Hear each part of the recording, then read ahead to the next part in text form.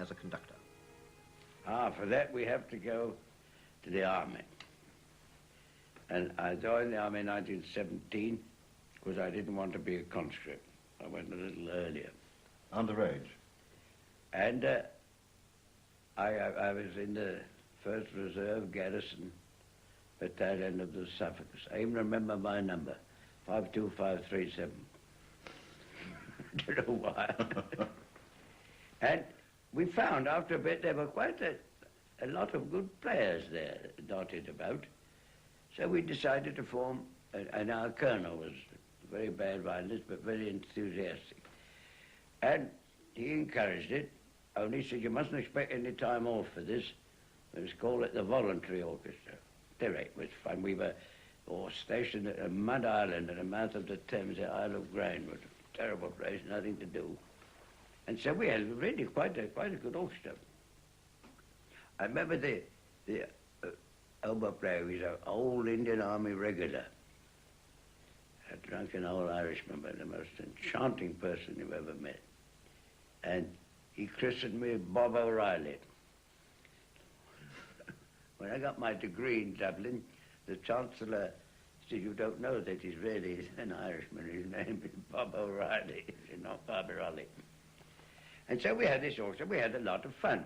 You'd taken your cello to the army? We found we could use it to pass the time. And it really we used to play overtures, a bit of symphonies, a good program. We were conducted by an old army bandmaster who was on there, who was one of our officers.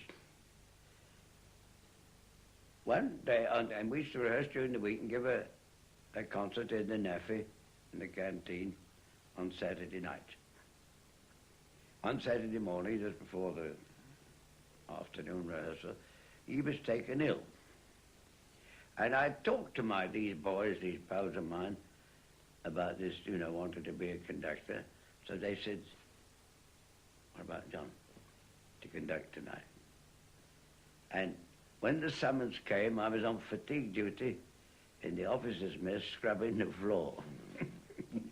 So I wasn't summoned from the pit, I was on my knees. And so it came about, and that night I conducted the concert.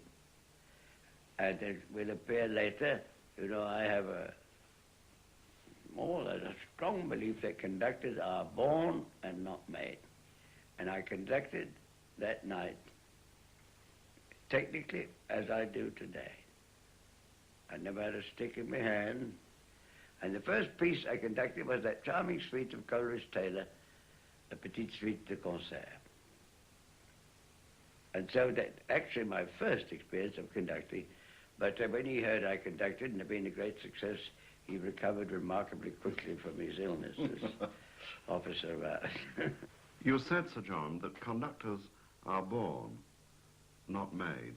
Does it follow from that it's impossible to teach conducting? I say yes, but then I'm talking about, the really great conductor.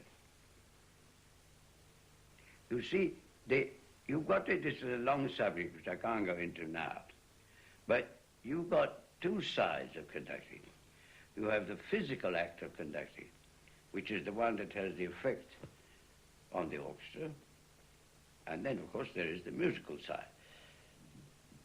What you can't teach is the power to make an orchestra sound as you want it to sound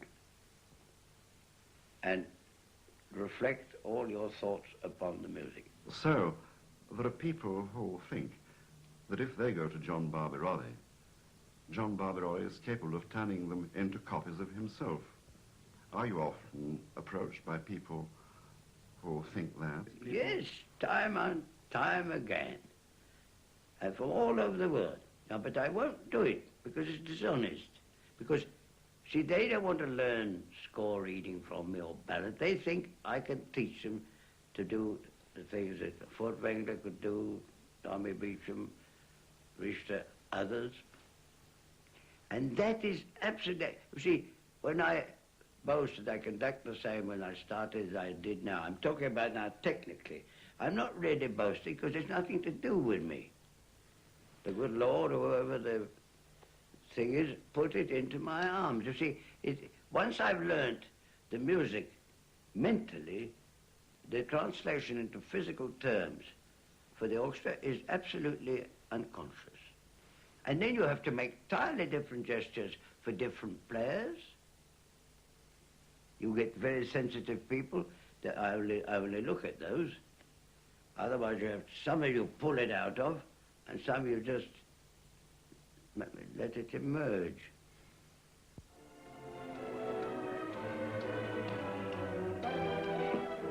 Students at the Royal Manchester College of Music, an annual event.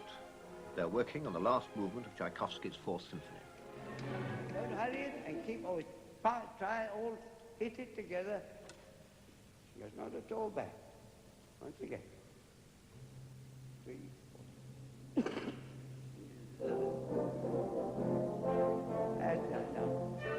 That's it.